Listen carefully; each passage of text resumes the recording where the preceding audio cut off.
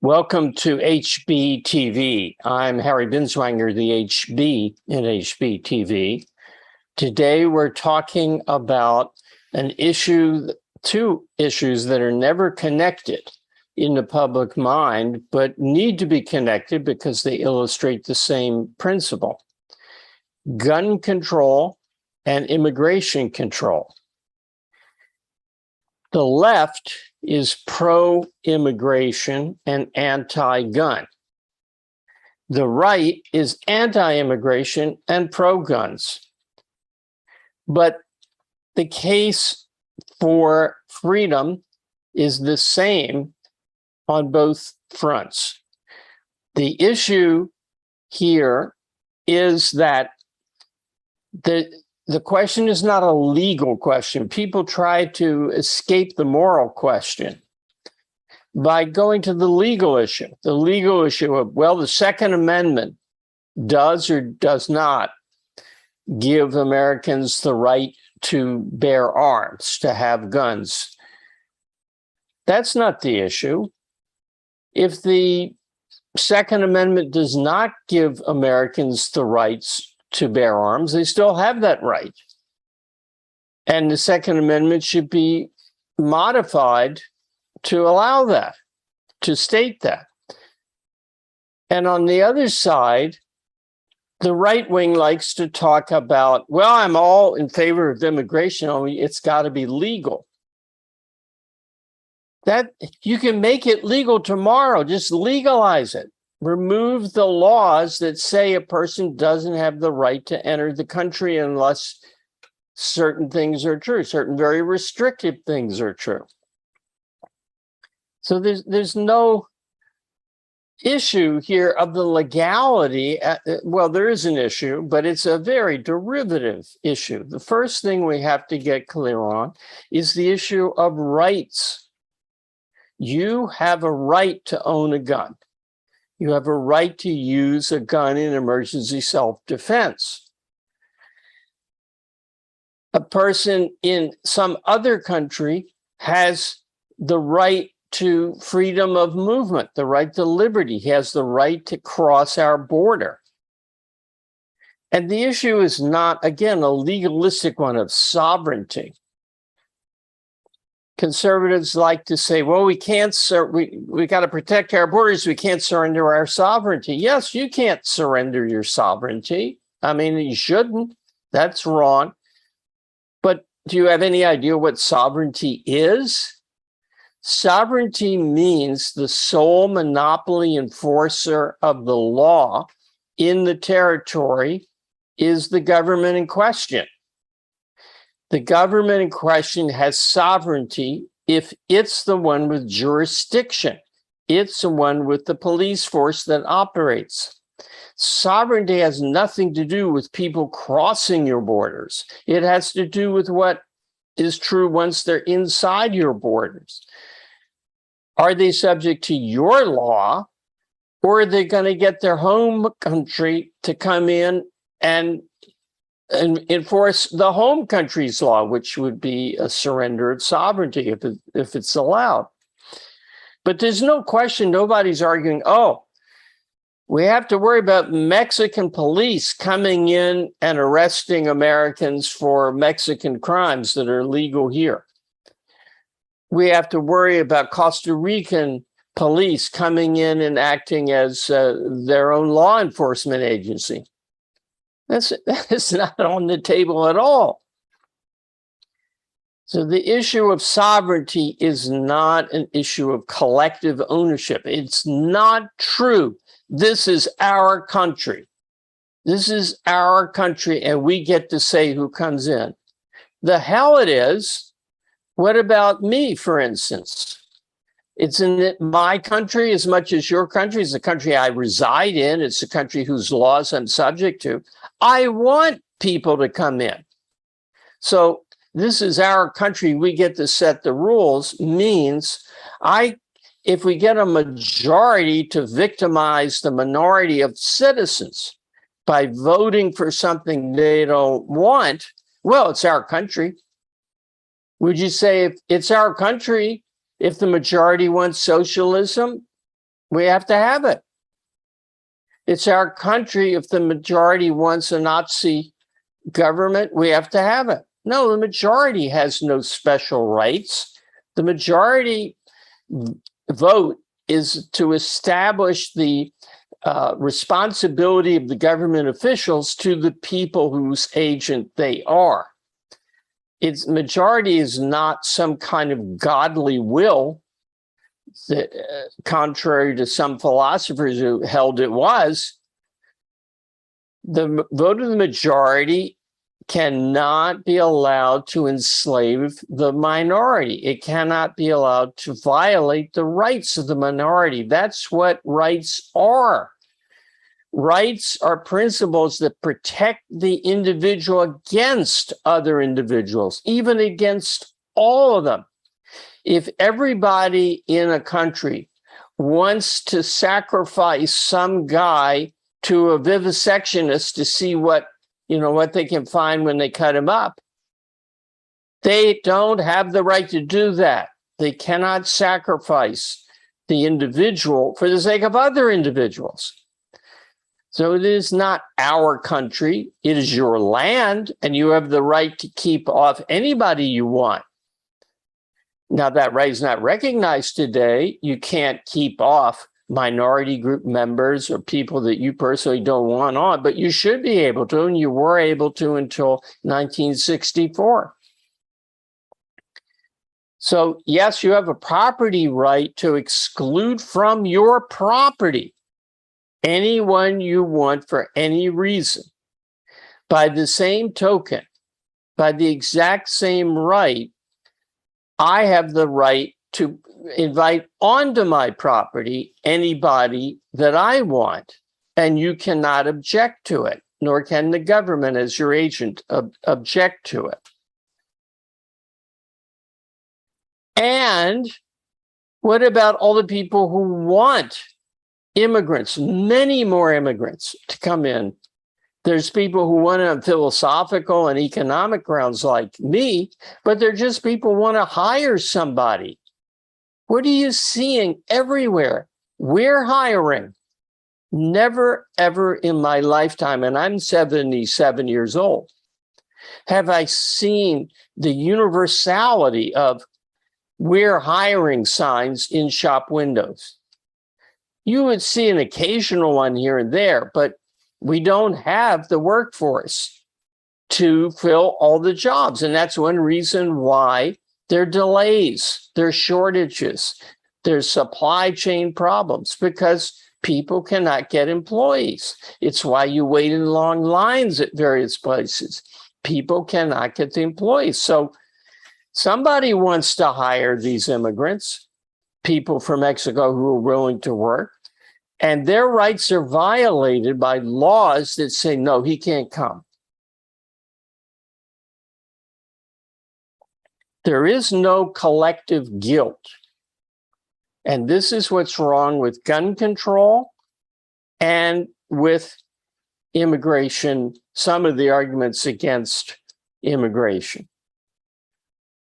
Gun control is advocated by the idea, well, guns are dangerous. Guns increase crime. Look at this Robb Elementary School shooting in Uvalde. Surely you must be for gun control after that. No, I am not. I'm not, because there is no collective guilt. I shouldn't be stopped from owning a gun because Ramos shot up the elementary school. I mean, it's a horrible, I'm not underplaying, it's a tremendous tragedy. It's horrific. And if he weren't already dead, then he should be executed.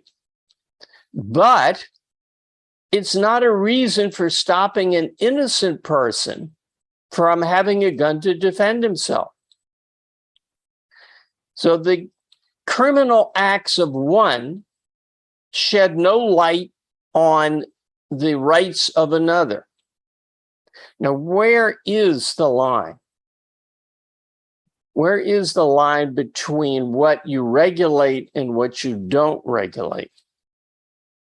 Because the argument against immigration control and gun control is you can't regulate people's basic behavior, free behavior, that which they have a right to. But the government can respond. I wouldn't call it regulation, but the government can respond to certain circumstances. Somebody's crossing the border with a machine gun at his side. Yeah, you can stop him, but by the same token, the government can stop a guy in Duluth who's walking down Main Street with a machine gun at his side. The rights of a person to be interfered with are the same whether they're in the heartland, deep in the interior, and they're sixth-generation Americans, or whether they're Costa Rican or Mexican or what you name it, trying to cross the border. Rights are possessed by individuals as human beings. All men are created equal, says the Declaration, and it means equal in their rights. So the argument that some people use guns to kill other people is not an argument against third parties not having guns for legitimate reasons, nor do they have to prove that they're doing it for legitimate reasons. The burden of proof is on the person who asserts this guy is a criminal, he's going to misuse the guns. And the same thing applies at the border. That a person, the Fox News likes to point out the murders and the repeat offenses of immigrants, illegal immigrants. Yeah, but what about the non-criminal, the non-threatening people? The fact that some immigrants or some steam fitters have committed crimes is no reason why other immigrants or other steam fitters have to be supervised and kept on a leash. So what is the principle? The principle is threat. Rights exist to protect your freedom from force. Rights are moral principles, says Ayn Rand, defining and sanctioning a man's freedom of action in a social context.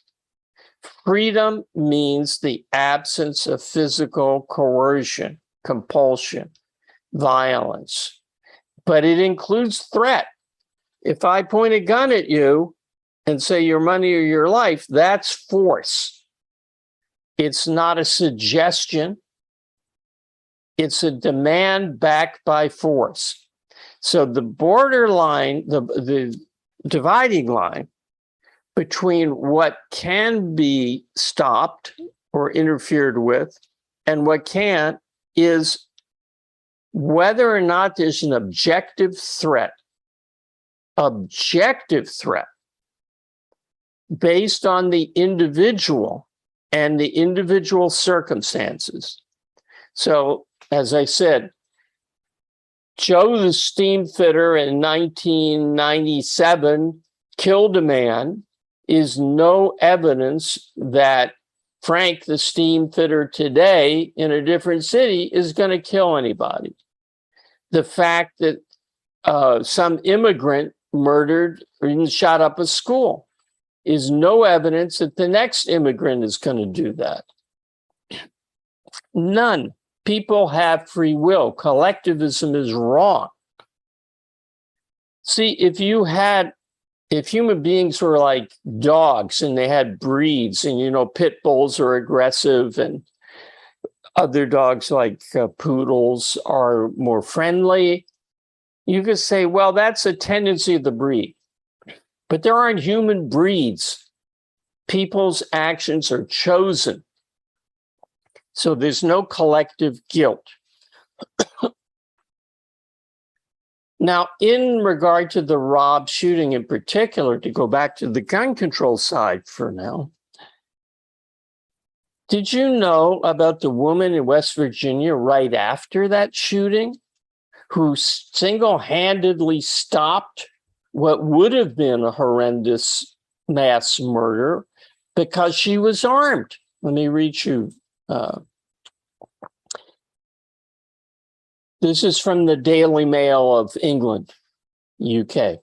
A West Virginia woman is being hailed a hero for using her legally owned pistol to shoot and kill a criminal armed with an AR-15, the same weapon that Ramos took to rob elementary and use. Using her legally owned pistol to shoot and kill a criminal armed with an AR-15 after he opened fire at a graduation party last week. The woman has not been named by police, and she has not come forward to identify herself since the incident on Wednesday, just a day after the massacre at Uvalde. The woman was among guests at the outdoor party when she saw this guy, Butler, open fire. She immediately pulled out her weapon and shot at him. And she hit him, she killed him, and it stopped him. He had missed with his early shots in killing anyone, but he was trying to. So you want to remove all the guns? That just makes it open season for criminals. It means that the woman in West Virginia would not have a gun.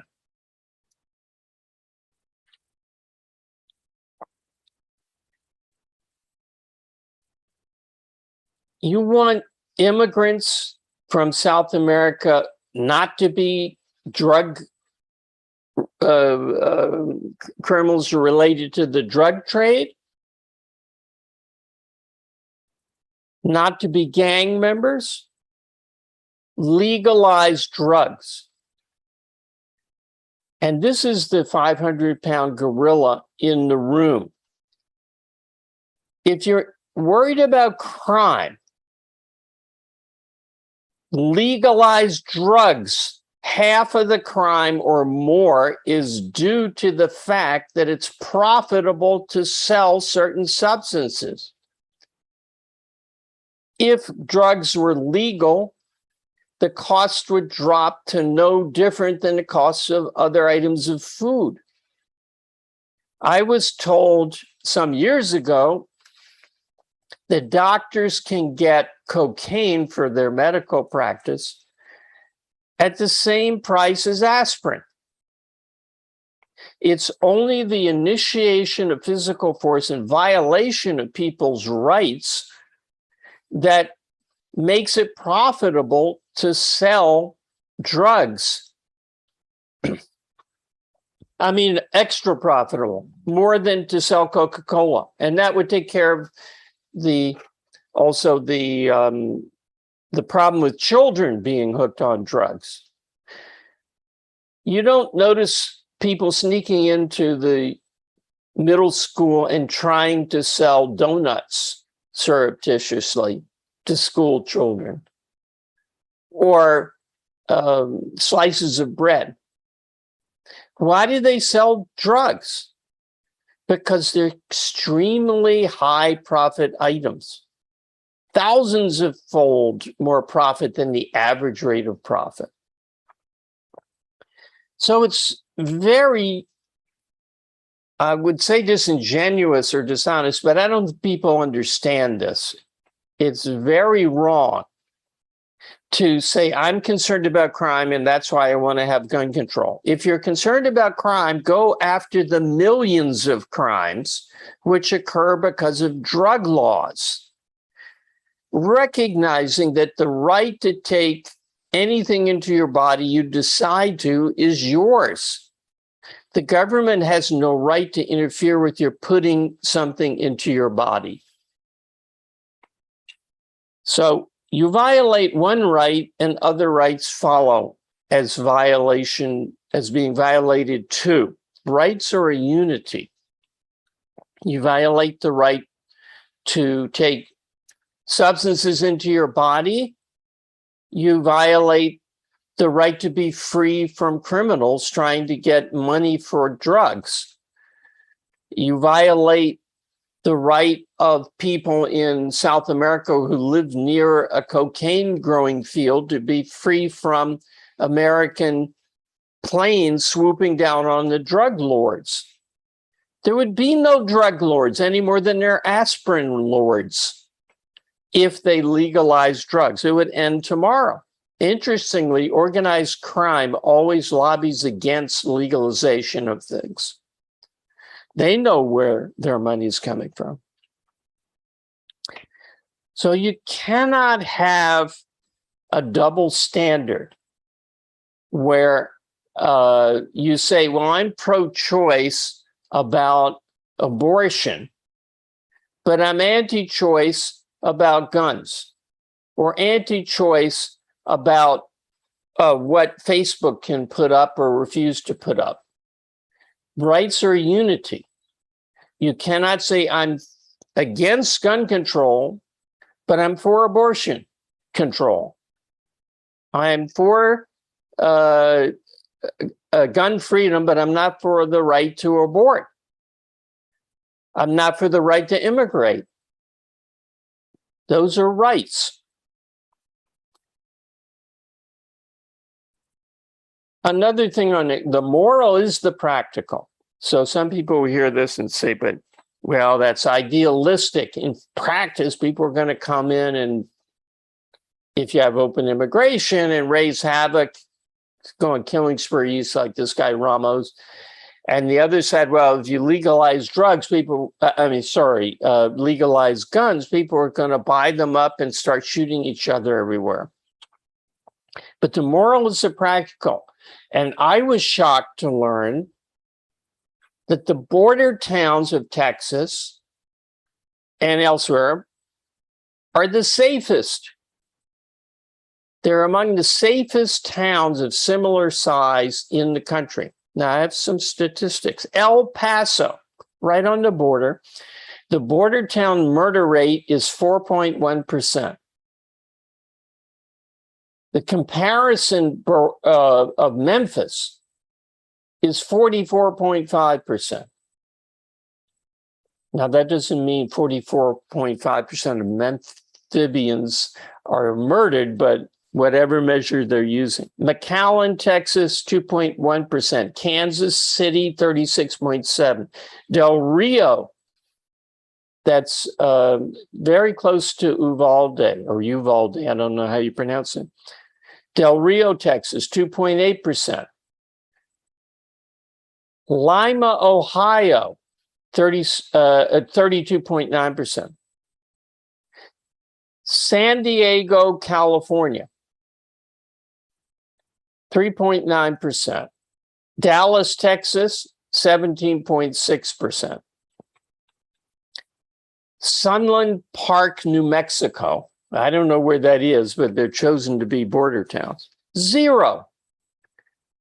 Versus Sioux Falls, South Dakota, versus Asbury Park, New Jersey, where it's 6.5%.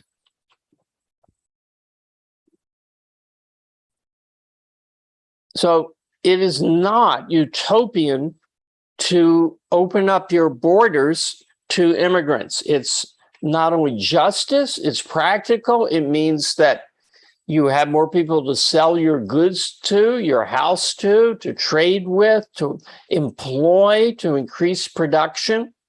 And as long as they're not eligible, they don't go on welfare, they're a net boon to the economy. They raise your standard of living. Oh, but don't they go on welfare? No, not on federal welfare anyway. The PRWNOA, if I have the acronym right, passed by Bill Clinton, makes it illegal for newly arrived immigrants to get welfare for 5 years, at least from the federal government. Now, California has a problem. They want to give welfare to everybody. They'll come around to your house and slip it under your door, whether you ask for it or not. So I certainly support the movement that immigrants should not receive welfare, nor should domestic citizens. There's no right to be taken care of at gunpoint with loot extracted at gunpoint from those who earned their wealth. So repeal the drug laws, restrict welfare as much as you can, but it's a small thing. I mean, the vast majority are coming to work. If you look at them, even on Fox News, which delights in showing people crossing the Rio Grande, sneaking in and so forth. These are families. These are predominantly young, employable people looking for jobs, looking for a better life. And they raise their standard of living. Again, you're worried about illegality? Legalize them.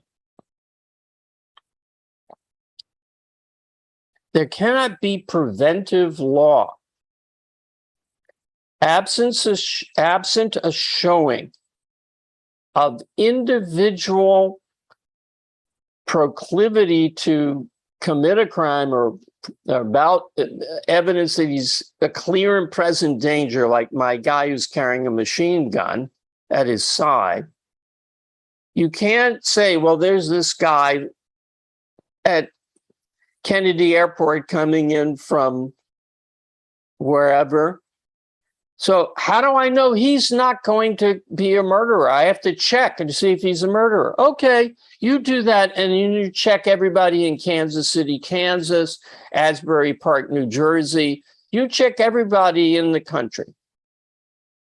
So the rights to be free from governmental coercion are the same at the border as they are in the interior.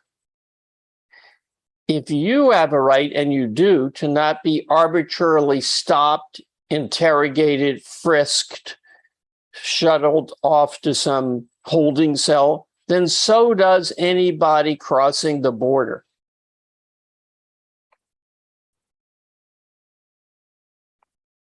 Immigration is a great positive for us. It renews the American spirit, because these are ambitious people who come to get jobs and make the American dream, or else to escape oppression, or both, because they go together. They raise their standard of living. Read the works of economist Brian Kaplan on this. He's got all the statistics. They're good. And percentage-wise, they're probably better than a random American city cross-section. But you don't go by statistics. It isn't, would you say, well, the murder rate in this slum area is double what it is outside. So we're going to go in there and we're going to frisk everybody, question everybody, make everybody show papers. Everybody. Permanently. You can't do that. All right, let me see if there are any questions in the chat.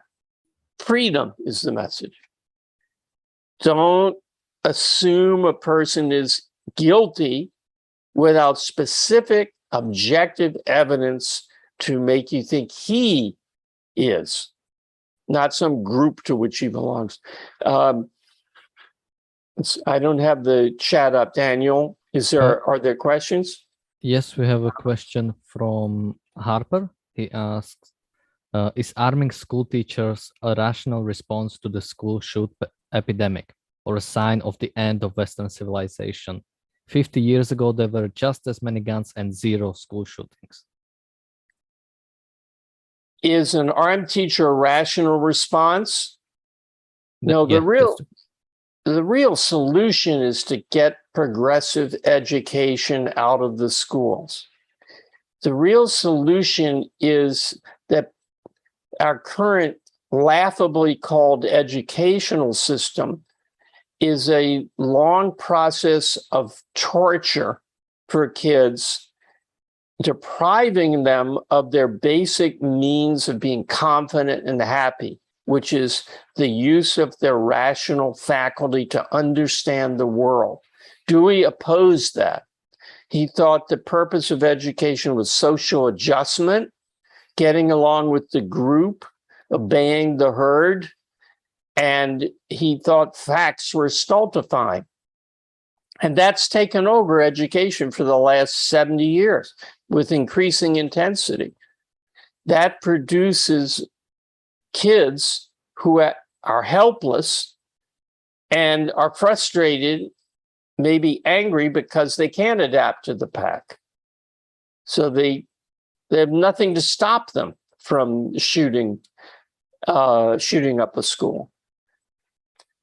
So no, it's not the ultimate answer, but arming teachers is a good thing. Yeah, 2 teachers were shot in Uvalde, the ones he went into right away. But what if the teachers all around, some of them had guns? And of course, he wouldn't have gone in there if he thought the teachers were armed. They go to where they know there won't be guns. And that's why the schools are killing fields for these people.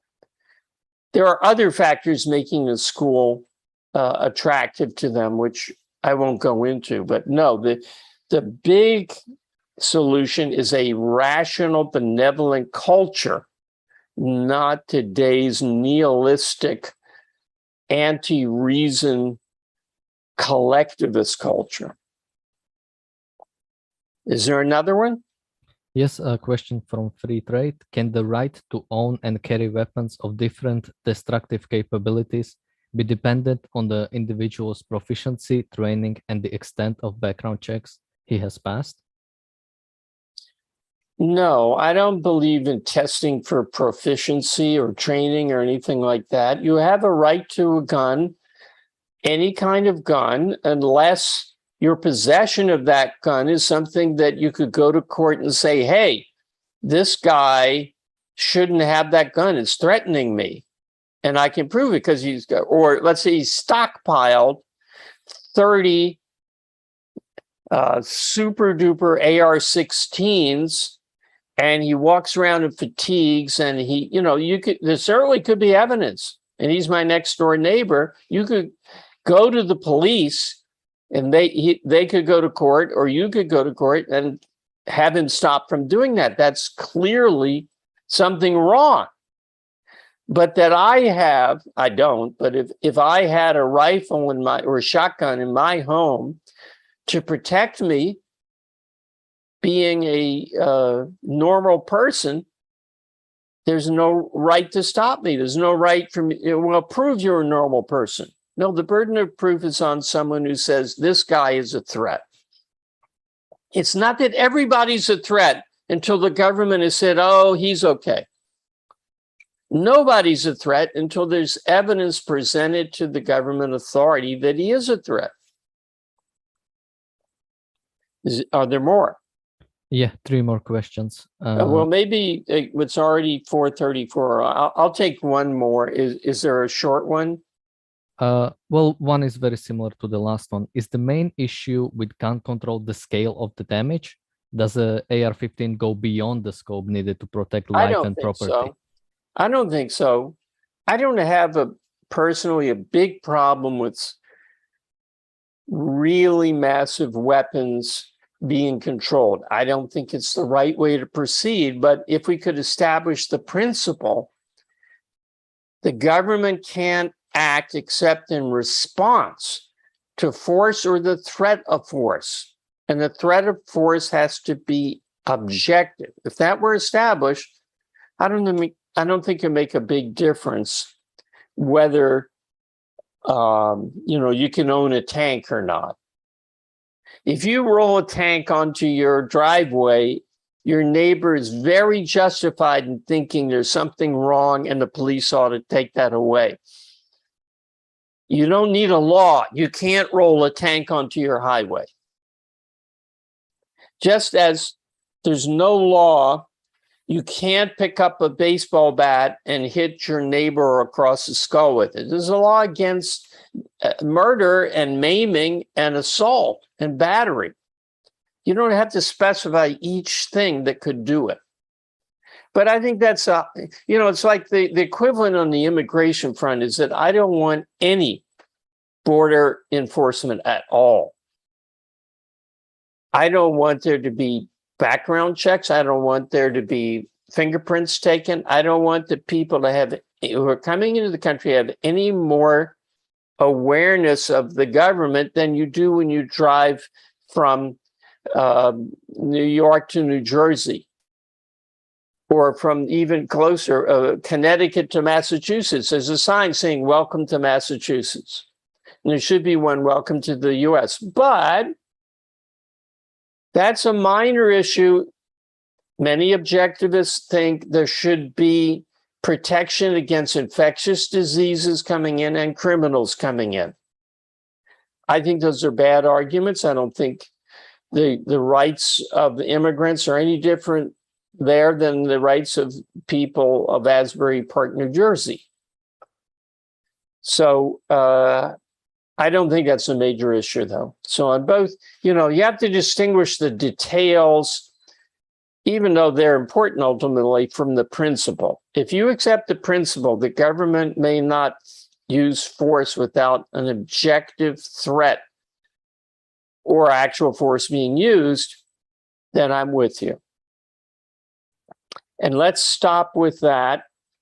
Next week, we'll be on a wholly different topic to be announced. Thank you, and see you next week.